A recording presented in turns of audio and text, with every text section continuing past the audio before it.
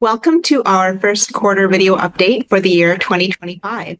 Today, I would like to welcome back Paul Carter, Chief Investment Officer, and Clayton Rutquist, who is our Director of Real Estate Investments. Welcome to both of you. Yeah.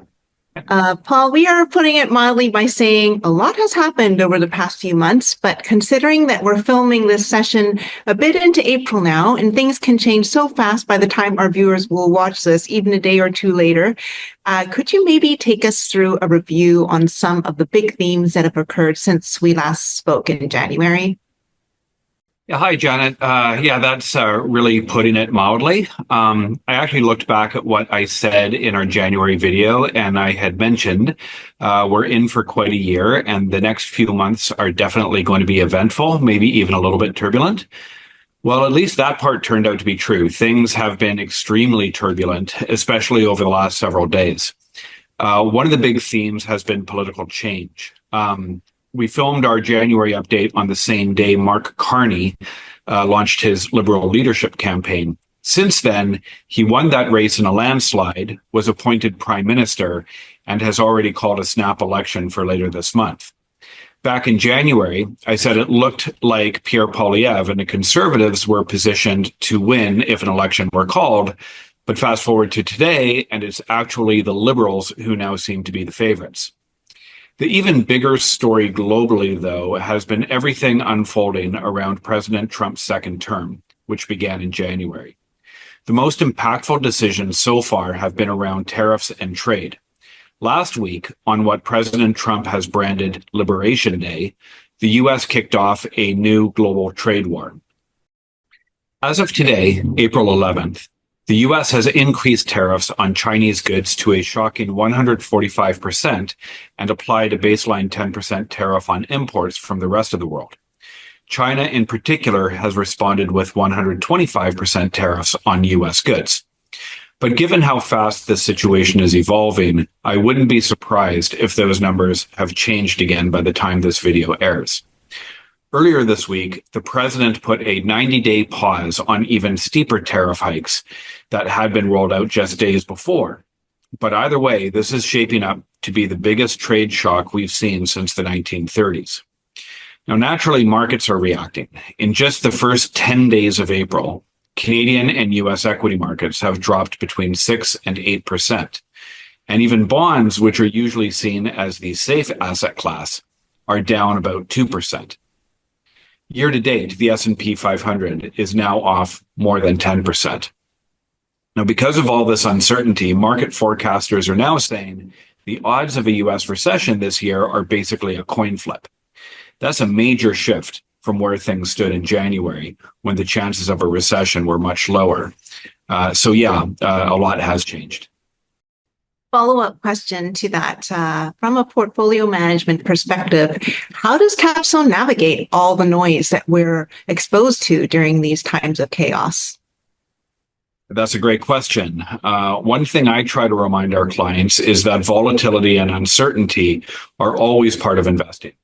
It's just that when what we normally call routine market volatility suddenly spikes into something that feels like chaos, like what we've seen over the last few weeks, it can be incredibly unsettling. And each time it happens, it feels unique. Right now, for instance, we're facing a situation where the most powerful nation on the planet has essentially declared economic war on the rest of the world. And that's pretty scary. But if you go back 5 years, we were in the middle of a global pandemic that shut down economies in ways we'd never experienced before. In 2008, it was the near collapse of the global financial system. And back in 2001, it was the 9/11 attacks right on the heels of the dot-com bubble bursting. Now, each of those moments felt unprecedented at the time, but people are resilient. Companies and nations are resilient. And we'll get through this chapter in history just like we've gotten through the others. So from a portfolio management perspective, we at Capstone are doing what we always do. We stay grounded in our investment process. That means understanding the businesses and projects we're invested in, watching closely for new opportunities that offer attractive risk-adjusted returns, and repositioning portfolios when it makes sense, always with the dual goal of protecting capital and taking advantage of new opportunities as they arise. What we don't want to do is overreact to short-term volatility. A good example is what just happened a couple of days ago. Markets were selling off hard, and then President Trump suddenly paused some of the harsher tariff measures for about 90 days. The result? Markets bounced back fast. In just a few hours, stocks rallied nearly 10%. So for anyone who panicked and sold earlier that day, that was a really painful outcome. So it's moments like that which remind us why a calm, disciplined approach matters. It doesn't mean we ignore the noise, but we don't let it dictate our decisions either. Thank you so much for that, Paul. So let's switch to Clayton. Perhaps you can talk about our mortgage portfolios and specifically how you see the Canadian landscape impacting these funds. Sounds good. I mean, yeah, as Paul just outlined, I mean, the current public markets are the most volatile and chaotic that I've seen. Now, by design, the mortgage pools exist in order to provide relatively stable returns that do not correlate to the daily market activity. They will not be without their own fluctuations, but relative to public markets, they will have nowhere near the same level of volatility.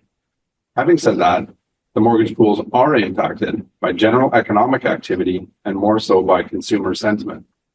Consumer sentiment is impacted by how wealthy and safe we as Canadians feel about our investments, our job prospects, and the economy. We're in a much different place than where we were just 90 days ago when we did this last update. Provincial election in Ontario, a change in Liberal leadership, and a current federal election where we might have our third prime minister in as many months all lead to uncertainty. And those factors are being exacerbated by the economic chaos emanating from the south of us. As a result of this uncertainty, the March sales figures for the country were down. And in the Greater Toronto area alone, the number of transactions was down 23% compared to last year. And we're at the lowest level last seen in the last 27 years, for March specifically. So this is an interesting moment in the real estate world. The industry had been looking forward to a strong spring on the back of the decreased interest rates and some moderation in prices, which both combined to increase affordability, and the hopes that some pent-up demand would be released and translate into a strong spring sales momentum. Specifically looking at our mortgage pool, we've not seen a direct quantifiable impact as a result of all this volatility and this cooling of market sentiment. However, we are involved in several projects that are planning to launch sales in the coming months, so we'll be watching those closely to see how this situation unfolds. Now, the majority of those projects are in an affordable range of townhouses, stacked townhouses, and low-rise condos, which should continue to maintain their appeal to a broad range of buyers. So in short, yes, sales are down, and we're going to have to give it a few months to see how the economic picture shapes up and what that means for consumer confidence going forward. As always, eyes will be fixed on the Bank of Canada, and if rate decreases accelerate to fend off a potential recession, that could actually bode well for buyers and for affordability.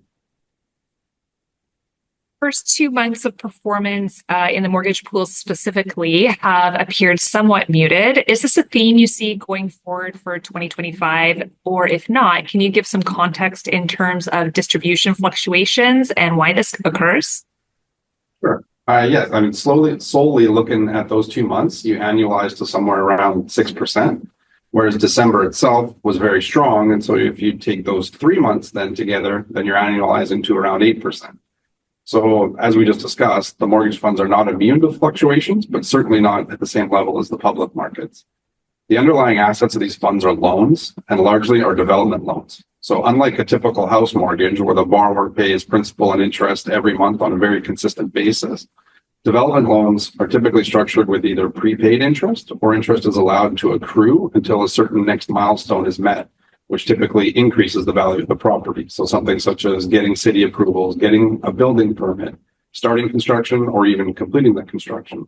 So as a result of these more lump sum type arrangements, the timing of these payments can vary and our individual months can vary as well. Also built into these fluctuations are when a loan may have gone into a default scenario. And in those cases where the receipt of interest payments is in doubt, we may only recognize interest income when the cash is actually received. So yes, February was the lowest income month of the last couple of years, but conversely, December was the highest individual month in over 5 years. So I don't see either one as a trend, just a product of the environment. Thanks, Clayton. Paul, back to you. The non-traditional equity pool has seen some challenges in the past 6 months. What are the main difficulties when it comes to navigating this space, and what positive changes are we hoping for in the future? Yeah, the last 6 months have definitely been challenging. The pool is down about 1% over that time. Now, as a reminder, the goal of the non-traditional equity pool is to give clients access to opportunities outside the public stock market, things like private equity and real estate equities. Our private equity investments have actually held up fairly well, even though global exit activity, things like IPOs and M&A, has been at a 5-year low. The bigger drag has really come from our real estate equity holdings. The NCREIF Odyssey Index, which is an index that tracks a huge swath of commercial real estate in North America, is down about 15% over the past 2 years. That's mostly due to higher interest rates, tighter credit, and shifting demand, especially in office space post-COVID. That said, I'm feeling optimistic about where we're headed. Interest rates have started to come down in both Canada and the US, and that could turn into a tailwind for our real estate positions. As for private equity, we're beginning to see some early signs that exit activity might be picking up again, which would be great for that part of the portfolio. Overall, I actually like how the pool is positioned right now, more than I ever have. The road ahead certainly won't be perfectly smooth, but I'm genuinely excited about what's next. Okay, so this is the final question for each of you. So just a brief answer: cash is king or a well-diversified portfolio? What are your off-the-cuff remarks? Personally, myself, well-diversified. Now, I'm definitely not an active trader with my personal investments. I had been tempted with the cash is king notion back in December, January, and was contemplating making some changes. But at the end of the day, I know that I just don't do well with the FOMO of not being invested in something. Now, having said that, I have for about a year had about 20% in cash. I currently consider that part of a well-diversified portfolio. That probably helps me ride out a bit of the current volatility from a mental perspective. And I do think that in the near future, there could be some buying opportunities. But again, I'm not a very active trader. So in summary, I guess I would say well diversified, but I do have a small cash is king hedge.